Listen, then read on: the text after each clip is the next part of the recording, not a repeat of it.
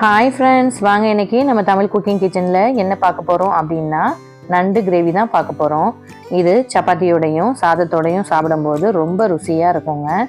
இது எப்படி செய்கிறது அப்படிங்கிறது தான் இந்த வீடியோவில் பார்க்க போகிறோம்.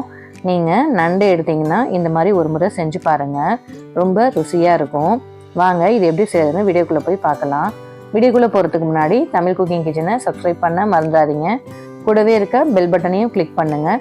வாங்க வீடியோக்குள்ளே போகலாம்.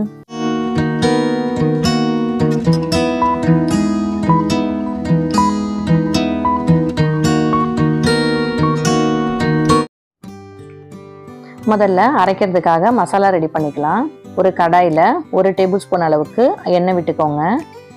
இதில் 1/2 ஸ்பூன் அளவுக்கு சோம்பும் 1/2 ஸ்பூன் அளவுக்கு ஜீரகமும் சேர்த்து இது பொரிஞ்சோனையும் 2 அல்லது 3 பெரிய வெங்காயம் எடுத்துக்கோங்க. பெரிய சைஸ் வெங்காயமாக இருந்தால் 2 போதும். இதை நல்லா வதக்கிக்கோங்க. இந்த அளவுக்கு கலர் மாறின உடனே 3 தக்காளியை கட் பண்ணி இந்த மாதிரி சேர்த்துக்கோங்க. ஒரு கொத்து கருவேப்பிலையும் சேர்த்துக்கோங்க. இப்போ இதை லேசாக வதக்கிக்கோங்க. பாருங்கள், தக்காளி நல்லா வதங்கி வந்துருச்சு பாருங்கள். இப்போ இது நல்லா ஆறுனதுக்கப்புறம் மிக்ஸி ஜாரில் நல்லா நைஸாக அரைச்சி எடுத்துக்கோங்க. சூடோடு அரைக்காதீங்க, ஏன்னா மேலே பட்டுரும்.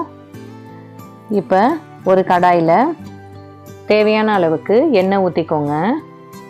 எண்ணெய் அதிகமாக இருந்தால் கிரேவி ருசியாக இருக்குங்க. ஒரு பெரிய வெங்காயத்தை இந்த மாதிரி மெலிசாக கட் பண்ணி சேர்த்து அது கலர் மாறுற வரைக்கும் நல்லா வதக்கி எடுத்துக்கோங்க. வெங்காயம் நல்லா கலர் மாறி வந்துருச்சு. இப்போ இது கூட சின்ன சைஸ் தக்காளியாக நான் 2 எடுத்துட்டு 1 டேபிள் ஸ்பூன் அளவுக்கு இஞ்சி பூண்டு பேஸ்ட்டும் சேர்த்து இது நல்லா பச்சை வாடை போகிற அளவுக்கு வதக்கிக்கோங்க. தக்காளி நல்லா வதங்கி வந்துருச்சு பாருங்கள். இப்போ நம்ம அரைச்சி வச்சுருக்க வெங்காயம் தக்காளி மசாலா இருக்குல்ல, அதை இதில் சேர்த்துக்கோங்க. இதையும் நல்லா கிளறி விடுங்க. இப்போ இது கூட மசாலா பவுடர்லாம் சேர்த்துக்கலாம். 1 ஸ்பூன் அளவுக்கு காஷ்மீரி மிளகாய்த்தூள் சேர்த்துக்கோங்க.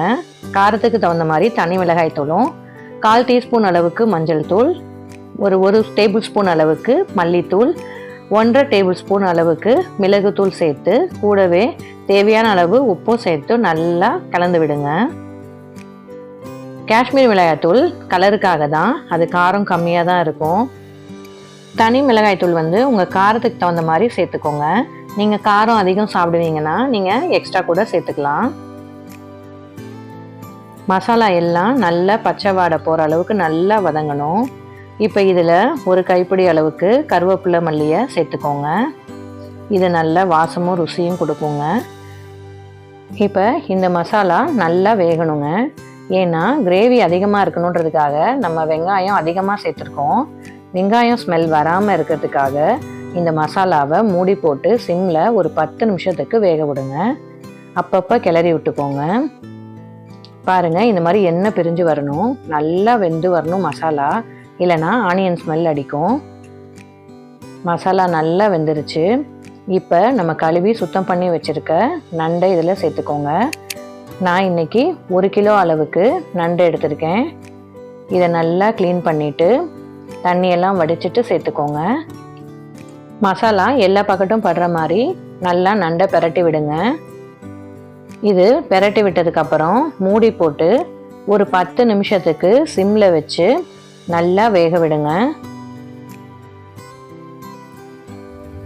மசாலாவும் நண்டும் நல்லா வெந்து வந்துருச்சு பாருங்கள்.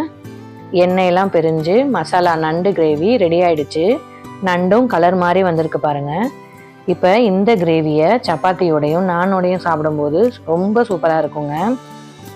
இதை நீங்களும் செஞ்சு பாருங்கள். உங்களுக்கு பிடிச்சிருந்துச்சுன்னா கமெண்ட்டில் சொல்லுங்கள். உங்கள் ஃப்ரெண்ட்ஸுங்களுக்கும் ஷேர் பண்ணுங்கள்.